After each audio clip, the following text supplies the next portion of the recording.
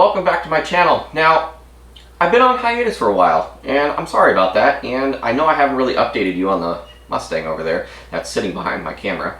It is still in process, it's on the back burner now because I have other things and other goals that I want to do right now with this car.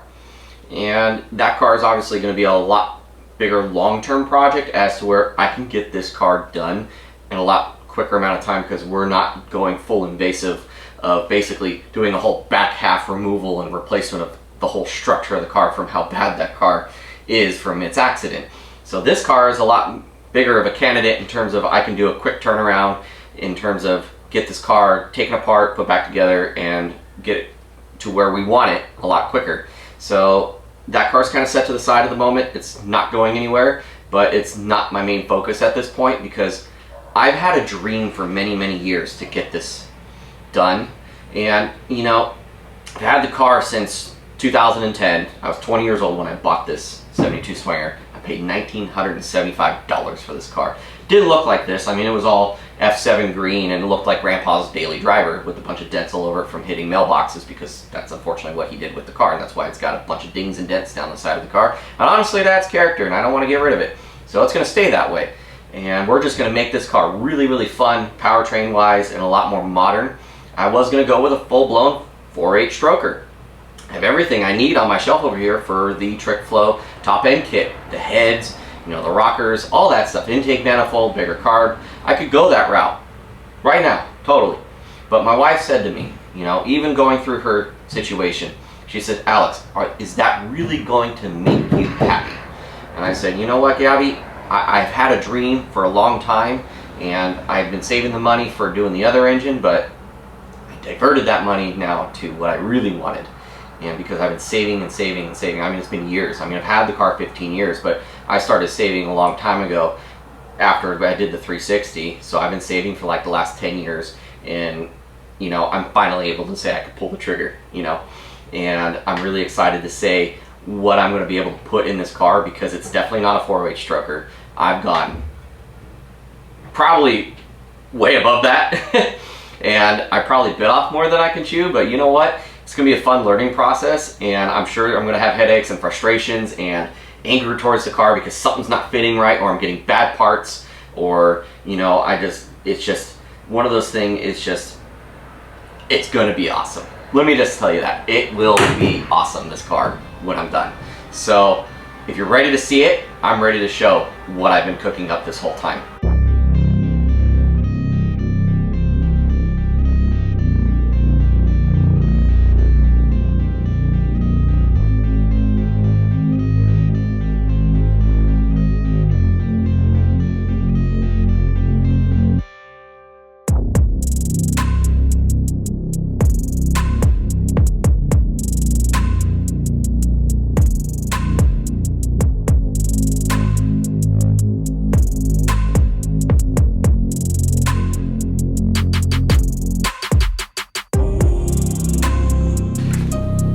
Well, it's a Hellcat. You know, I couldn't say no. And when my wife said, you know what, Alex, why don't you do something that you're really not gonna ever want to change again? I'm like, okay, I see where you're going with this. And why don't you do something that is gonna be like permanent in the car, meaning like don't change it after so many years. I'm like, okay, I see where you're going with this. And so I was like, so does that mean I can get a Hellcat? And let me tell you something. I went back and forth with this so many times because these things are, let's just face it, Gen 3 Hemis in general are pretty big, and I have an A-body. To shoehorn one of these in there, that's a task. And fortunate enough, there's a lot of cool, you know, Facebook pages that I can watch and see what people did in terms of how to make it fit to the best of the ability and kind of spin it off from there to try to make it fit even better. There's a lot of different things that go on with this, and the first thing is I'm not wanting to cut my firewall. That is a big no-no with me because this car is pretty original, and I really don't want to cut as much of the original metal away as possible, especially on the firewall. I don't really want to mess with it. Now there's really a couple cool products out there that I have been researching on and figuring out, which is either the Schwartz Performance low profile water manifolds for the back of the supercharger for the intercooler, and or the Earl's Performance one. So I've been kind of weighing back and forth where to go with this and whatnot, and how to make this thing fit as best as we can in this car behind me, because let me tell you, she's going to be a rocket. I mean, sheesh. I mean, you think a 408 stroker is going to be quick. This thing though, I might scare myself a little bit, you know. I might have to, you know, the first time driving it, you know, after full braking period, you know, if I goose it a little too much, I might have to change my underwear a little bit, you know, because this thing's gonna need a lot of respect in terms of making sure you treat it right and respect the power, because that doesn't weigh very much, and it's gonna get a little squirrely because there's really not much tire back there to begin with. And then of course, you know, I will be, okay, hear me out, because I know what I just said there. You're all gonna say, oh, you're not gonna, you know, put wider tires on the back. No, I am.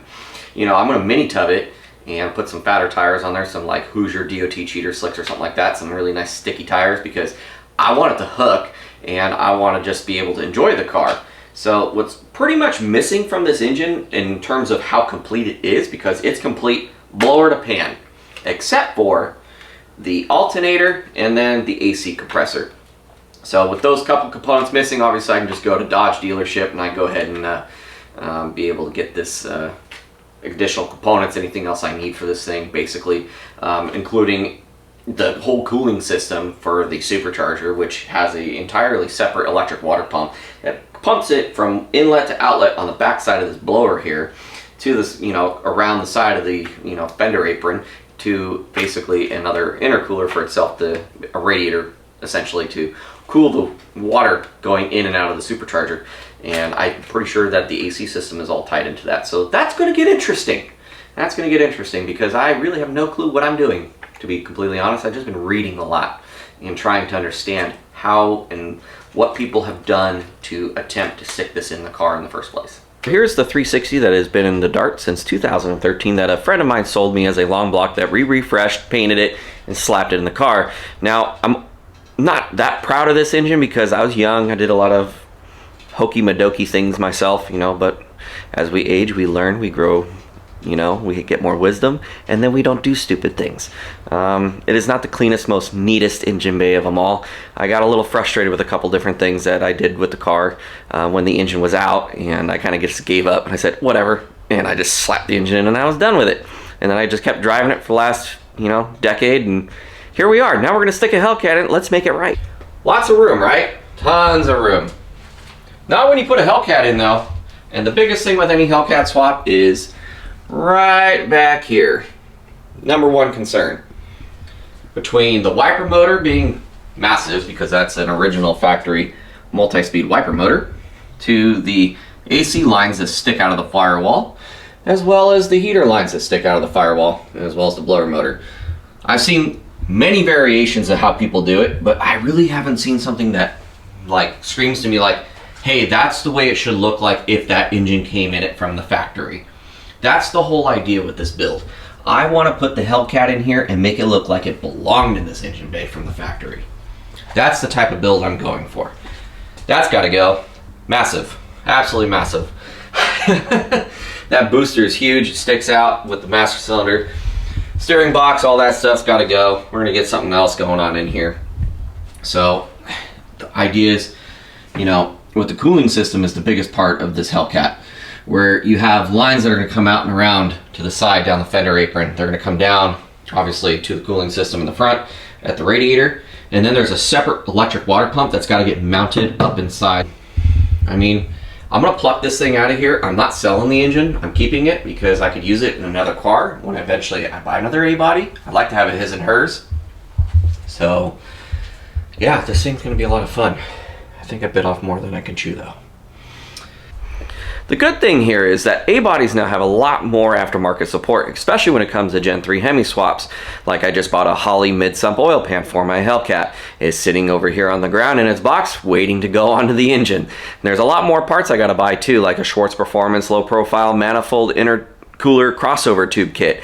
You know, motor mounts, headers, electrical, the wiring harness, everything that goes with it I still got to get. And to find everything that works in harmony with each other, oh, that'll be a task, but the idea is to find the perfect recipe to be able to put this engine together, to make it look like it belongs in here without as many hiccups as possible. So tag along. I know this is not going to be an overnight deal. You know, I'm just an average guy working a normal day job, you know, saving his money to do cool stuff with his cool cars. So please hit that like and subscribe button and tune in for some more upcoming videos of putting this Hellcat into this 72 Swinger, because this thing's gonna be rad when I'm done with it. Just wait. Stay tuned.